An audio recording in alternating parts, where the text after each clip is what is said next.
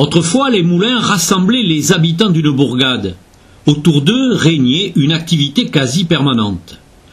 L'association Moulins Cinquantinaises, créée par Alain Lafont et un groupe de passionnés, veut redonner une seconde vie aux moulins de Saint-Quentin-de-Baron. Objectif, lui conférer une vocation éducative et touristique. Ça donnera une impulsion à la commune, ça va donner une impulsion culturelle pour les primaires, pour les secondaires et les lycées. D'autre part, nous l'inscrivons sur la Fondation du patrimoine et ainsi que sur la gamme. La gamme qui est quand même renommée en France puisque ce moulin sera classé directement dans les visites touristiques. Il y a du travail. Là, c'est... Il y a du travail.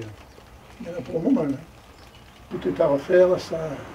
L'érosion, on le voit ici, l'érosion, tout est parti là.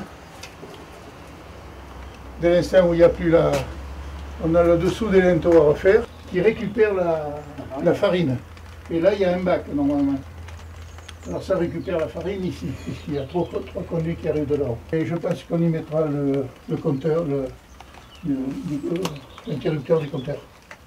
Il faudra le mettre quelque part. Ouais. Oh, mais il y en a plusieurs comme ça. Et ce n'est pas une petite affaire. Le premier visiteur officiel de ce bâtiment du XVIIIe siècle franchira la porte au terme de 6 années d'une restauration qui avoisinerait les 500 000 €. Elle passe par la réfection totale de la machinerie, du corps de bâtiment et des accès. Là, c'est l'intérieur, maçonnerie, et extérieur, maçonnerie. Et en troisième position, ce sera le périmètre de sécurité, parce qu'il va falloir décaisser pour pouvoir ensuite niveler tout ça et y mettre des pavés. Voilà. Il faut que le sol extérieur soit plus bas que le niveau intérieur. Et après, bon, nous pourrons mettre les barrières de sécurité tout le tour à 6 mètres. La réussite de cette opération impose l'aide de partenaires publics et privés. Stéphane Spadotto est le premier donateur. Il vient de céder à la commune plusieurs mètres carrés de terrain. Ils vont permettre d'aménager l'accès sécurisé au moulin, terrain de jeu de son enfance. Quand j'étais petit, c'était l'ancien stade qui était juste à côté. Et donc on venait dedans, et ici il y avait le compteur pour l'eau chaude des vestiaires.